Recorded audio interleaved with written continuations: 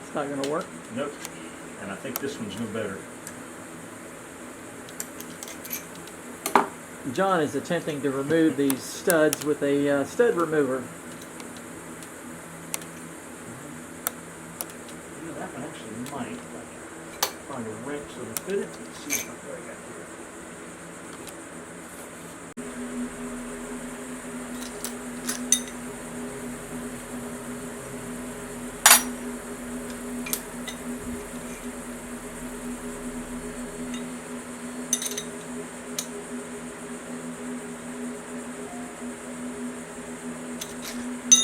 Show the audience what the special stud remover looks like there, John. It's not real special. I'm pretty sure this is a genuine Harbor Freight. If it's not, it's one I got off eBay or somewhere pretty cheap. It just has a cam action that's got some teeth on the end of it, right? Just grabs you put a 3/4 on the top, yeah, and you put it on here through the hole, and you turn that around, I think like that, until it kind of wedges in there, and this one you can see is turning. Good. I got a bigger one, and I've never had much luck with it. This one does work a little. It actually has, you can remove, there's a clip on here, you can pull that clip off, and once you wear the knurling off here, you can pull the pin out and put it in this other pin and have fresh knurling. So it'll last a little longer.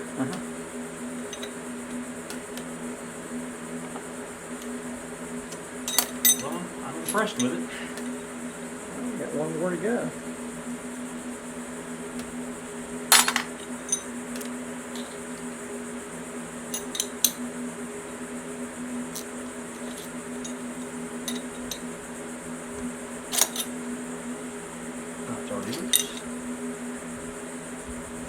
Shall we give a big round of applause to Harbor Freight? Well, the Indians. I don't want to swear that it's Harbor Freight. There you go. But I thought it was, but where's the other one? Oh, yeah, it's right here. All right, rolling. Okay, we're going to remove the timing cover. Okay. I've already loosened this nut up here. What size is that? That is a 1 5/16, and it was on there pretty tight. This car had the number 2 cylinder, had water in it for a long period of time, and it was pretty seized up, but I was able to put a long breaker bar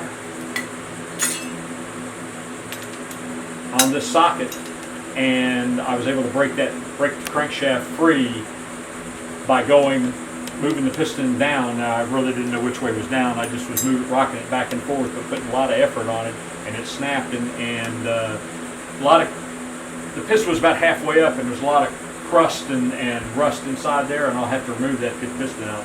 But I wasn't going to reuse the pistons anyway, so it's not really critical. Okay. They're all throwaway. I see this block here, these pistons come almost all the way to the top, which is kind of what I want. They're high compression, and I'm running a Swift-Tune SW5 cam in my engine now, and the cam, it's got about 7,000 miles on it. If it's good, when I take it out, I'll reuse it in this plot. If the cam is worn, which about a 50-50 chance it might have, one of the lifters might have worn it, I've got a Mini Spares Evo, I think 002 or something like that cam, the one for high lift rockers, that's going to go in it. And then I bought some ISKI lifters to go with it. Hopefully that'll reduce any chance of problems in those areas. Okay. That pulley just generally pulls off real quick. And then we take and we have, these are 1/4 inch screws pretty much all the way around here. The later cars, they reduced the head size. No idea why they did it, but it's got a 3/8 head. This normally would have had a 7/16 head on the earlier cars at the time.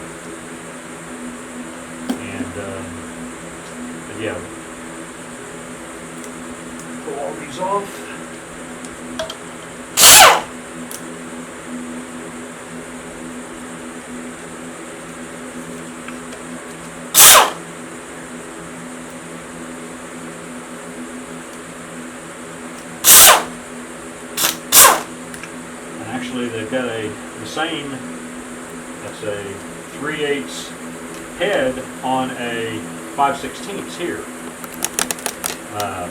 Just for the timing cover. I guess it made it easier for them to go around the same size socket to tighten everything down with.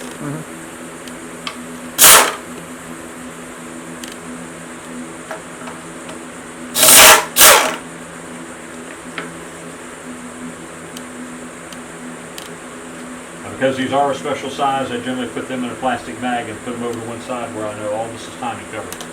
That's pretty easy to tell.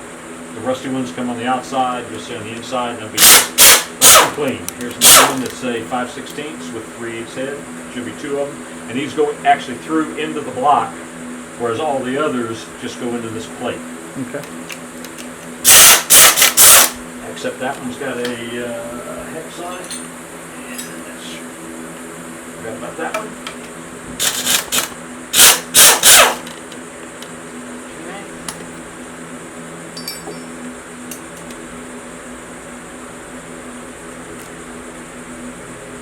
Another 5/16 with the 3/8 across the flats head.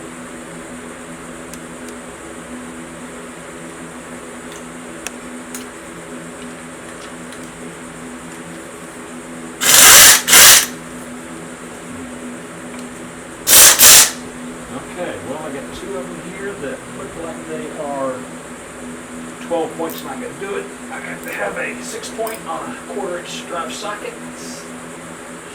That's got it.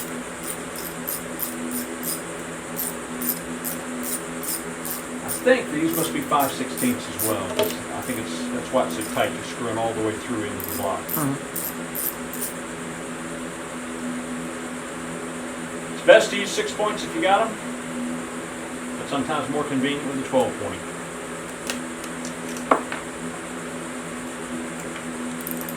I'm surprised they didn't use like a Allen head socket. Well, back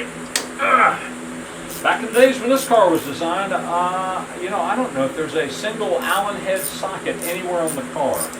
Somebody could correct me on that, but I don't think, gosh. Maybe they didn't have them at the time? Oh, they had them, but, you know, that's the British motor industry is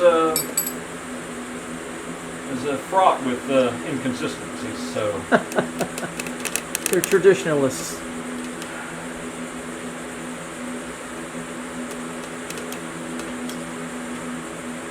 Okay, it's time to cover.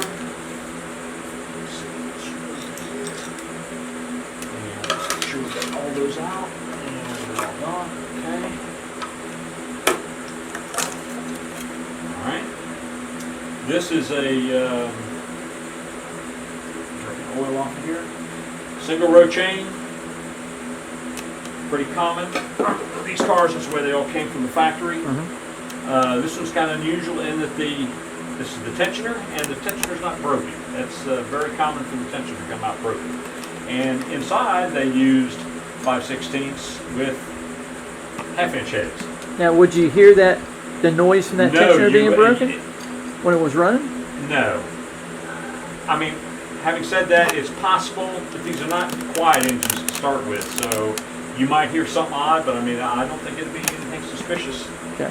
This goes in like this. It's an oil thrower, and it goes, got an F right there for front of the engine, which this is an inline engine originally meant for like a Sprite or a other cars with front end and rear wheel drive, and so this would be the front of the engine.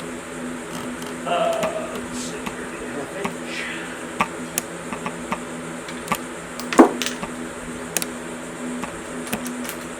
Tensioner.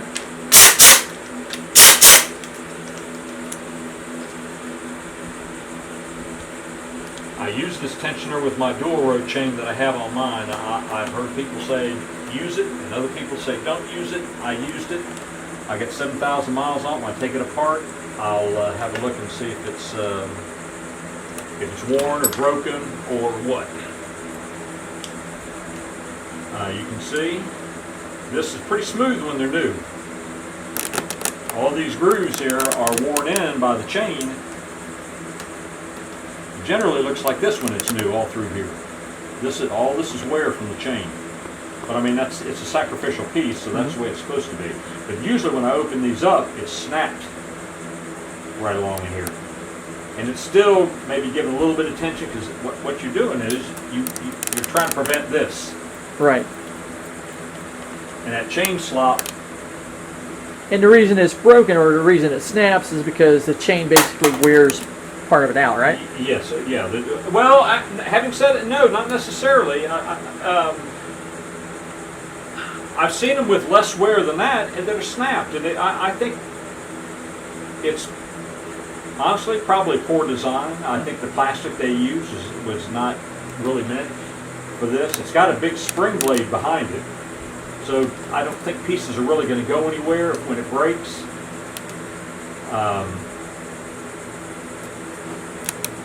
But you'll lose tension, but I don't think pieces aren't going to fly off and damage anything else. Right. Okay, so let's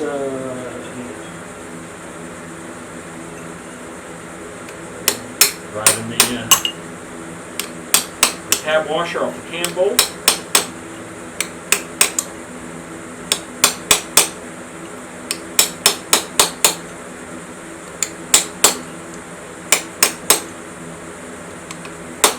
Okay, back on.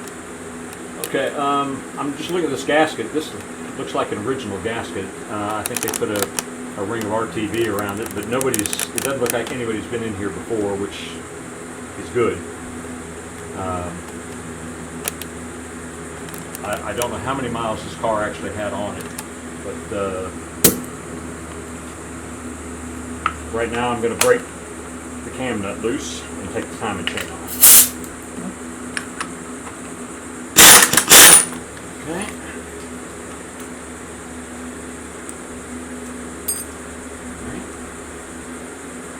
Screwdrivers. Now, do you look for a mark or anything when you If I was going to put this together, I would look for a mark, but I've done so many of these that I know that right there, that mark there, that little dimple, will match, when I put this back together, will match with that little dot right there. They'll come together. As you see, we're at top dead center, number one, but we're at the wrong stroke. Okay. If we turn this over one time, it would bring this around half of a turn. One turn of this, half a turn of that. But since all this is going to be, I'm not using this timing chain, tension, or anything off here, probably not even the engine plate, because it'll all come off my car over there. What part I want is this part here. Okay.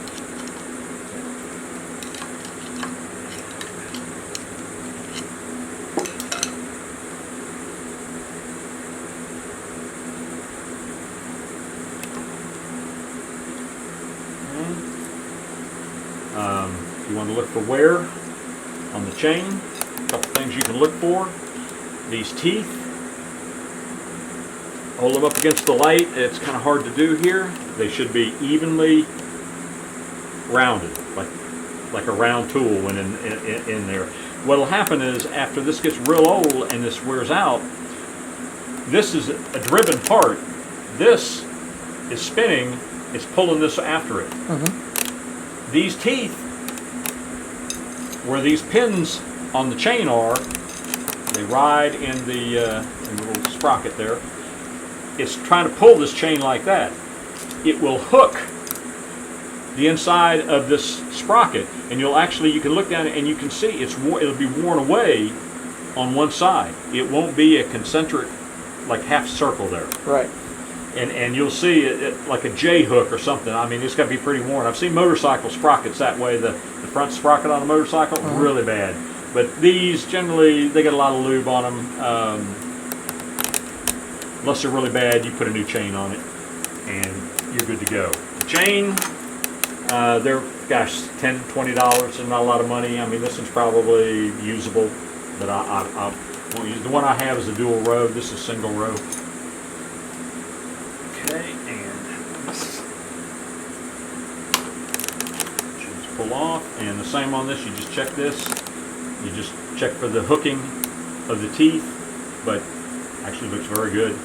You know, if I was going to use this, put this together, I'd put a new chain on it and a new tensioner, and that'd be it. That'd be good to go. Okay, I'm going to loosen these bolts here, but I'm not going to take these off. I'll take these off. This just holds the camshaft in, but because the lifters, you cannot remove the lifters until the block's basically turned upside down. You got to remove the cam, and then the lifters will come out. They only come out through the bottom. So if I tried to take them out now, the lifters would fall, and the next load, it would prevent that load from coming out. So I have to turn this upside down to get the cam out. Gotcha. But I'll go ahead and pull these bolts out, and they'll put them in with the timing chain. It's a 1/4 inch. Where's my 1/4 inch?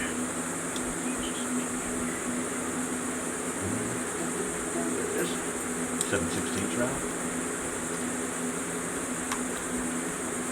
This fastens this plate to the front main bearing cap. That's all these 2 bolts do. If you have a twin row chain, these bolts have to be removed, and you have to countersink these 2 holes in this plate here. And generally the new chain will come with, if you buy a kit, will come with 2 countersunk Allen headed screws that go back in these 2 holes, because these stand up too high and they'll foul the 1 row of the chain. And I can go ahead and loosen those. So I'm not going to take them off. This is the camshaft thrust washer. If it's worn, you change it. If it's not, I don't worry about it. Now, obviously, it's preferred to have a double row chain because it basically transmits more power. And it lasts longer. Lasts longer. Yeah. And all the racers use it. So it must be good.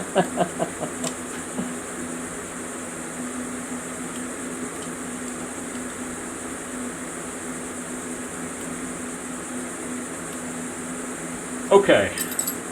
You want to go ahead and turn it off now? You are live. Okay. Right now we're going to pull off the clutch housing. It's kind of nasty, but I've seen worse. First thing I'm going to do is put this block of wood right underneath the end of the transmission. It will hold this up, allow me to get these bolts easier, and also it will prevent oil from just, there's always a little bit left in here, no matter if you drain it or not, and it'll let it all go to the bottom. Okay. There we go. Okay.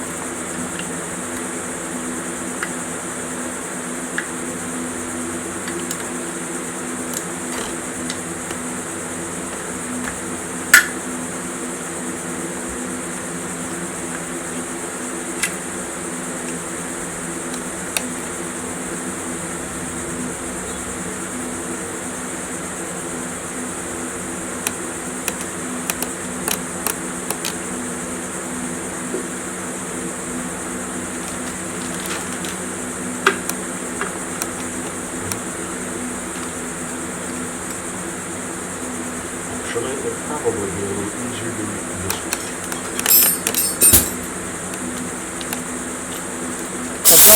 way. John, tell the viewers what the purpose of that little can is.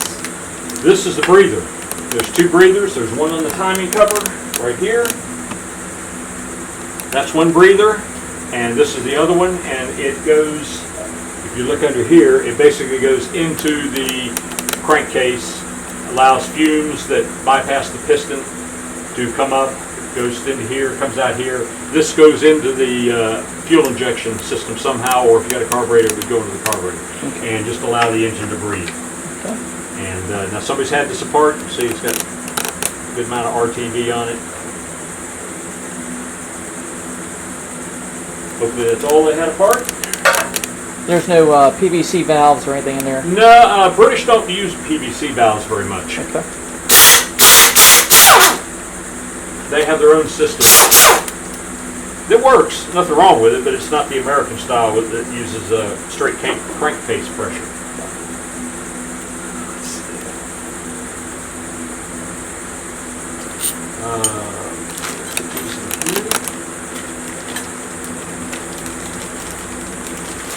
This is the engine steady bar. This goes from here up to, this end goes to the firewall. And the engine, as you drive down the road, the wheels are trying to go in that direction, and the reaction is the engine wants to go back in here, and the motor mount sits here, so there's a lot of force going back. And this prevents the engine from rocking back and forth. It's kind of like a stabilizer. Stabilizer bar, and if this gets loose, it can make loud knocking sounds. The old style used to be, these were two pieces of rubber, had a metal going through in the middle, but they were kind of just smashed in here. And if they wore out, the engine would go back far enough to where eventually it would crack the exhaust pipe going down. And one of the tricks was they had a exhaust pipe made with an accordion-like section in it, and you don't see this for sale anymore. I have one hidden away, but I can't tell if this is the factory one-piece or if it's the two-piece kind. Gosh. It'd take me too long to get it apart, but that's doesn't really matter. If I was going to use this, I'd use the factory one-piece. It's a little softer, but I think the rubber lasts longer. Okay.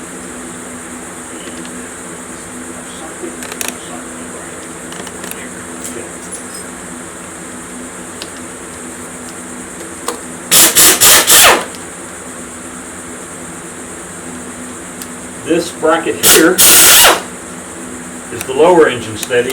This has something like this that goes on it, and this goes to the front of the subframe.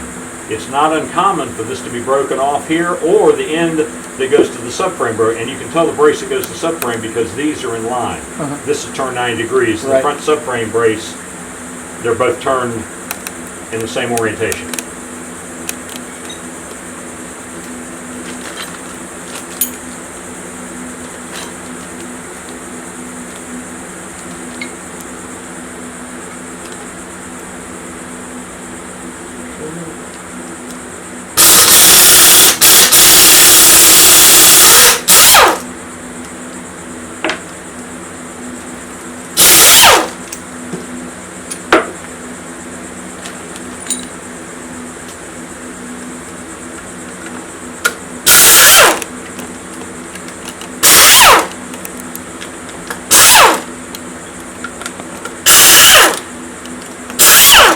Right up to this point here, all these and down, all are coarse thread that go into the aluminum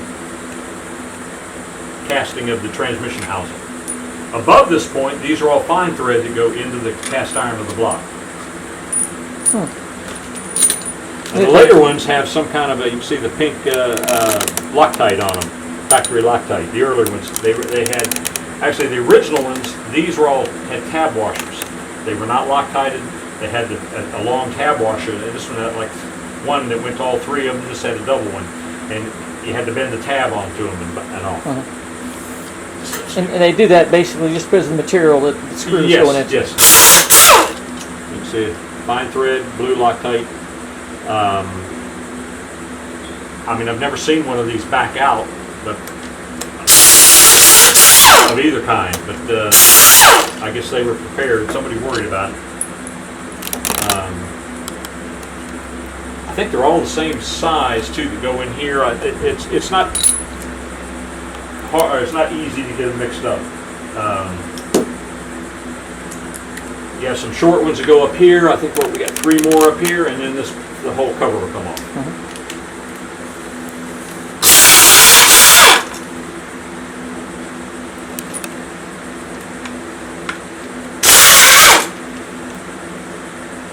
Okay, I think this one you got to do by hand.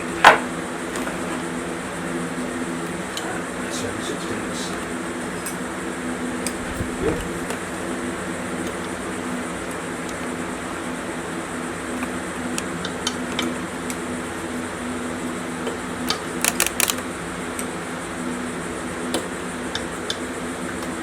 I can hear this about ready to come off. It's loose.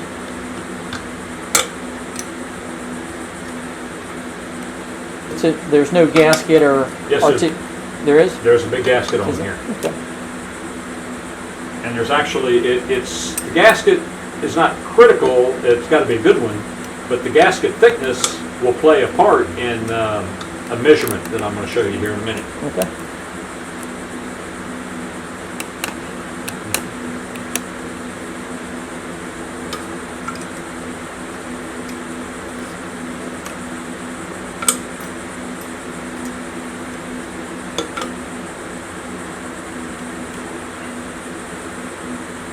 Come out. Not easily. That's a fine thread. Yeah.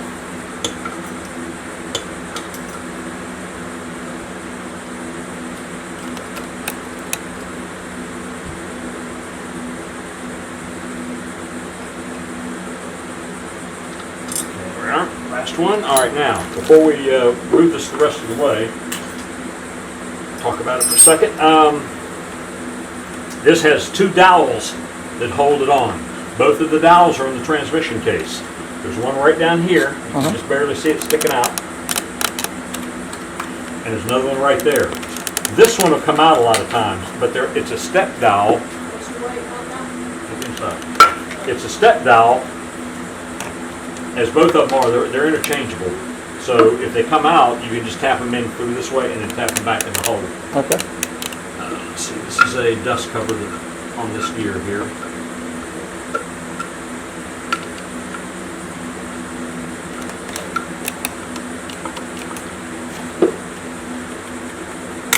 Okay, that's all it is, just a dust cover. Okay, now we could, I'm not going to pull this primary gear right here, that's what this is called. And this goes down into the transmission, and as we recall, the transmission is locked up, so it's not going very far. So let's pull the cover off here.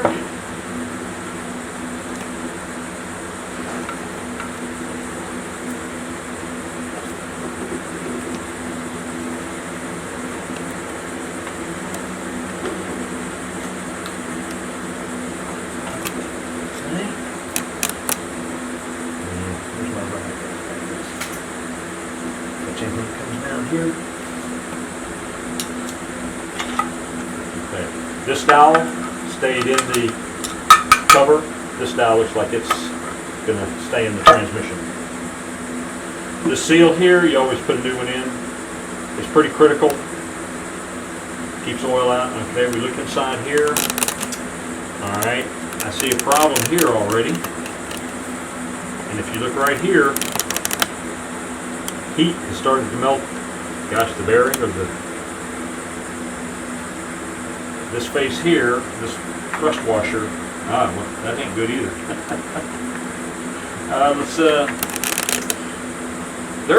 Could be our problem. Oh yeah. Oh, the teeth are all. It's pretty chewed up, isn't it? Yep. All the bearings are gone inside this primary gear here, or the idler gear rather. I'm sorry. I don't know that this transmission might be savable. This housing here, gosh, it looks like this. It's chewed it up. These are selectable washers. They set the infloat of this idler gear that sits between. This transmits the power here. This is a primary gear, and it's chewed up. It's not usable again. And this is the first motion shaft gear, and it's chewed up too. You couldn't reuse this. I got a sneaking suspicion this transmission is total toast. But this fits in here, and as you can see, there's a groove worn all the way around here where that bearing sits.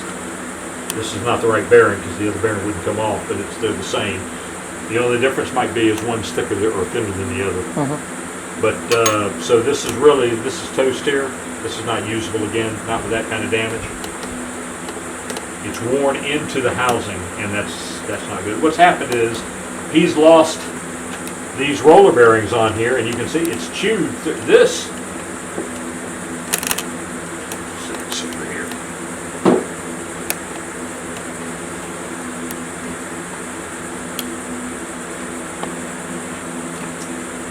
This gear here, this shaft should be smooth, and it's worn. This should be identical to it, and as you see, it's worn completely down into. I've never seen one quite this way. I've never seen one with the teeth chewed off. I don't know what he was doing, But this didn't happen like in 15 minutes.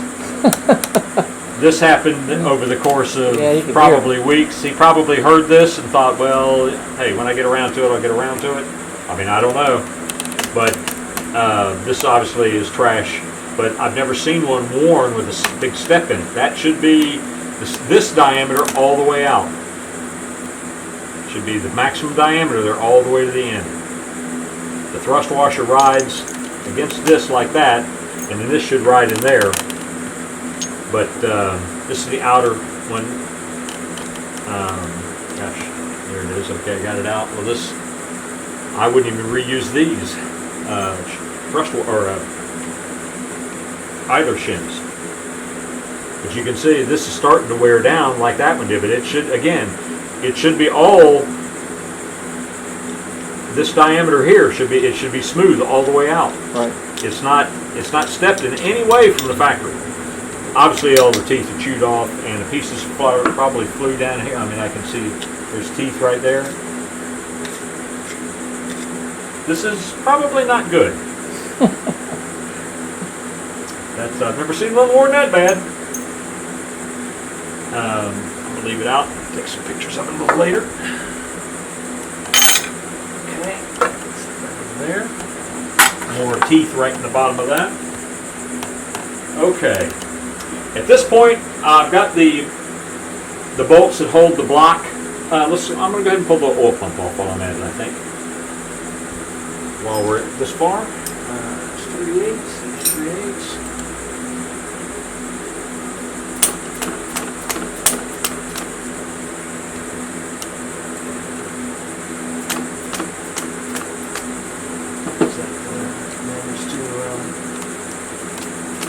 Yep.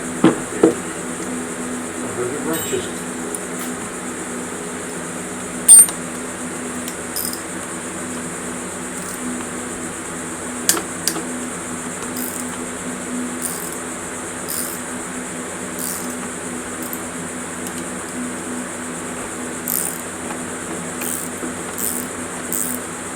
These two bolts hold the pump into the car, and the other two just hold the back of the pump on. See if I've got a.